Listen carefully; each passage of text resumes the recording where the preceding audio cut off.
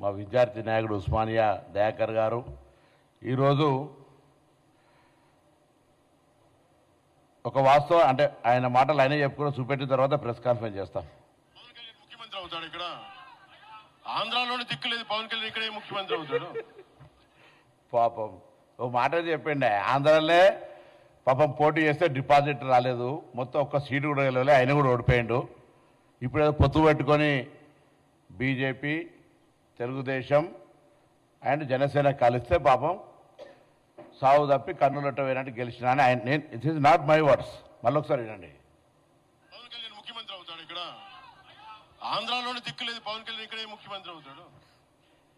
So ఎవరు మిమ్మల్ని ఇక్కడ ఆయన కొన్ని మాట్లాడినప్పుడు పవన్ కళ్యాణ్ గారు కొన్ని మాటలు మాట్లాడే సందర్భంలో ఎవరో తెలంగాణకు రావద్దన్నట్టుగా ఇది భారతదేశమా పాకిస్తానా అనే మాటలు మాట్లాడే సందర్భంలో మేము ఆనాడు ఉద్యమ సందర్భంలో కూడా తెలంగాణ విభజన ప్రజల ఆకాంక్ష,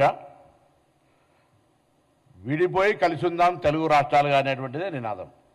ఇవాళ కూడా 12 సంవత్సరాల్లో ఎవరం కూడా ఆంధ్రప్రదేశ్కు సంబంధించిన వాళ్ళు ఇక్కడ ఉండొద్దనో వ్యాపారాలు చేయొద్దనో, అమెరికా వాళ్ళు ఇన్వెస్ట్మెంట్సే చేస్తున్నారు ఇక్కడికి, ఆంధ్రప్రదేశ్ పెట్టుబడి ఎందుకు పెట్టేస్తారు? మీరు అంటారు కావచ్చు తెలంగాణ పెట్టుబడులు ఆంధ్రకు రావద్దని.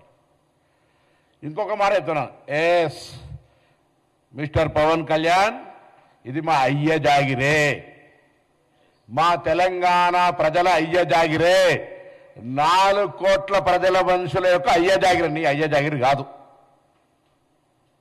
ఫస్ట్ గుర్తుపెట్టుకో. ఇలా ముందుగా బేషరతుగా క్షమాపణ చెప్పాలి చనిపోయినటువంటి కళాకారుడు గద్దార్ గారికి. గద్దార్కు కారు కొనిచ్చినా అని చెప్పి చనిపోయిన వ్యక్తుల గురించి మాట్లాడడమే అప్రస్తుతం. ఒక కళాకారుడు, ఒక భావజ్వాల వ్యాప్తికి సంబంధించిన వ్యక్తి చనిపోయి అమరుడై అతన్ని మేము ఈరోజు తెలంగాణ ఉద్యమానికి సంబంధించినటువంటి ప్రజాస్వామికవాదిగా ఆయనను గౌరవించుకునే సందర్భంలో ఆయన కారు కొట్టించిన అని చెప్పి ఈరోజు నేను తెలంగాణలో ఉన్నటువంటి అన్ని దళిత వర్గాలు ఒకసారి ఆలోచన చేయాలి. ఆయన అహంకారం ఇయ్యాల కూడా మేము ఏ అహంకారానికి వ్యతిరేకంగానైతే పోరాడినామో, ఏ దురహంకారం అయితే మా మీద ఆధిపత్యం చెలాయించద్దనుకున్నామో అదే దురహంకారము, అదే ఆధిపత్యంతో ఇలా మాట్లాడుతూ ఉన్నాడు. మేము ఎన్నడూ కూడా చెప్తున్నాం, వీళ్ళ కూడా రాజకీయ పరంగా ప్రజాస్వామిక భారతదేశంలో తెలంగాణ కూడా అంతర్భాగమే. మేము కూడా అనేక సందర్భాల్లో ఆంధ్రాకి వెళ్తాము. Andhra, Telangana is a separate states, Telugu రాష్ట్రాలు. కానీ ఆయన మాట్లాడినటువంటి ప్రెస్ కాన్ఫరెన్స్ చూస్తూ ఉంటుంటే ఇది పాకిస్తానా ఇండియా అని మళ్ళీ మాట్లాడుతూ ఉన్నారు, పాస్పోర్ట్ తీసుకోవాలని. ఈ మైండ్ సెట్ తీసేయండి. ఆయన శాసనసభలు ఉన్నారు, ఇలా పార్లమెంటు గురించి ఐడియా లేదు. నేను పార్లమెంటు తెలంగాణ బిల్లు అయ్యే సందర్భంలో ప్రత్యక్ష సాక్షి.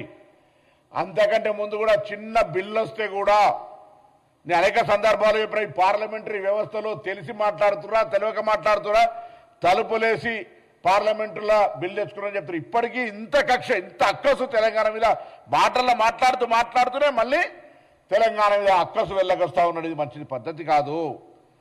నేను తెలంగాణ మీద ప్రేమ ఉంది అంటుండు, తెలంగాణ మద్దతుకి నన్ను మాట్లాడినరా? తెలంగాణ అమరవీరులు చనిపోతుంటే వాళ్ళకి ఎప్పుడైనా నువ్వు సంఘీభావం, అరే ధైర్యంగా ఉండండి తెలంగాణ పోరాడి తెచ్చుకోవాలని చెప్పినావా? అవహేళన చేసినావు. తెలంగాణ ఏర్పడితే 11 రోజులు అన్నం తినలేదని చెప్పినటువంటి వాడివి. తెలంగాణ ఏర్పాటును అవమానించినటువంటి వ్యక్తివి. ఇలా మీరు మాట్లాడితే ఎట్లా?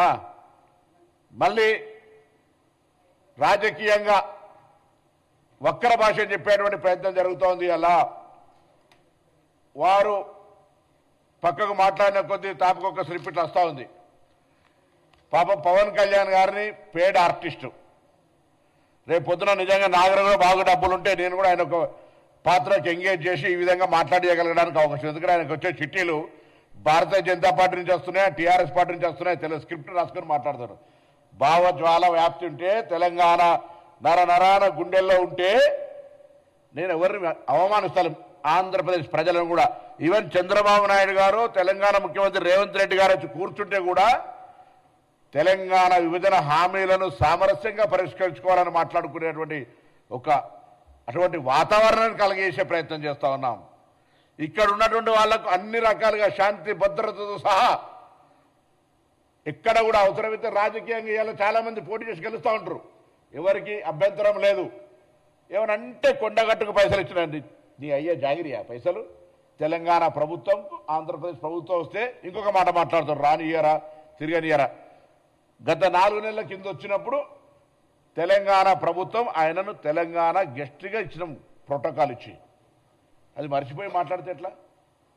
నువ్వు తెలంగాణ ఆవిర్భావ దినోత్సవం రోజు అందరినీ కట్టెబెట్టి గెలిగినట్టుగా నవనిర్మాణ తెలంగాణ ఆవిర్భావ దినోత్సవం తెలంగాణ ప్రజలకు శుభాకాంక్షలు చెప్తాను రా. ఇది ప్రజల ఆకాంక్ష, పోరాడి సాధించుకున్నారు, బాగండి అని కోరు. తెలంగాణ నవనిర్మాణం ఏం చేసేది ఉన్నది? నువ్వు వచ్చి పీకేదేంది ఇక్కడ? నువ్వు ఇప్పుడు చెప్పినావు కదా అక్కడనే పీకలేకపోతుంది, ఇక్కడేం పీకుతా అని. మళ్ళెందుకు ఇట్లా అనేటి ఒక మాటలు, చెప్పేది ఒక మాట. స్క్రిప్ట్ పాపం చక్కగా రాసిస్తలేరు బీజేపీలో, ఎవరో ప్రాపర్ గైడ్ చేస్తలేరు. అంతే ఒక మాట బీజేపీ వాళ్ళు ఈయనతో పొత్తు కూడా పెట్టుకోమని చెప్పే పరిస్థితులలో, ఒకసారి పొత్తు పెట్టుకుంటామనే పరిస్థితులలో ఆలోచన ట్రస్ట్ ట్రావెల్ జరుగుతున్నట్టు. ముందు ఒక ఆర్టిస్టును హీరోగా పెట్టుకోవాలంటే ముందు టెస్ట్ డ్రైవ్ చేస్తున్నట్టు, అంటే స్క్రీన్ టెస్ట్ చేస్తారు, స్క్రీనింగ్ అట్లా చేస్తున్నట్టు పవన్ కళ్యాణ్ గారిని పాప తెలుసుకోవాలి. అటు బీఆర్ఎస్ పార్టీనా ఇటు భారతీయ జనతా పార్టీ ఎవరో ఒకరు మాత్రం ఆయన ఎంగేజ్ చేసుకున్నటువంటి ఆర్టిస్ట్గా వాస్తవం. 2009లో ఎమ్మెల్యేలు తిరిగినప్పుడా 2014 ఎన్నికలప్పుడు తిరిగినా జనం వస్తుండొచ్చు. మా ప్రేక్షకులు సినిమా ప్రేక్షకులుగా నటుడిని గౌరవిస్తే ఈలలు కొడితే అదంతా నా బలం అనుకునేటువంటి పరిస్థితి ఉంటుంది. మీరు అన్నట్టుగానే ఆంధ్రాలోనే నువ్వు గెలవలేకపోయినావు, ఇక్కడ వచ్చి ఏంది ఇదంతా? మళ్ళీ చెప్తాను, పవన్ కళ్యాణ్ గారు ఇక్కడ తెలంగాణలో రావడానికి పోవడానికి సంబంధించిన మాకేమటువంటి అభ్యంతరాలు లేవు. కానీ ఆవిర్భావ దినోత్సవం రోజే గెలికి నవనిర్మాణం పెడతా అంటే చూస్తూ ఊరుకోవడానికి కూడా సిద్ధంగా లేరు.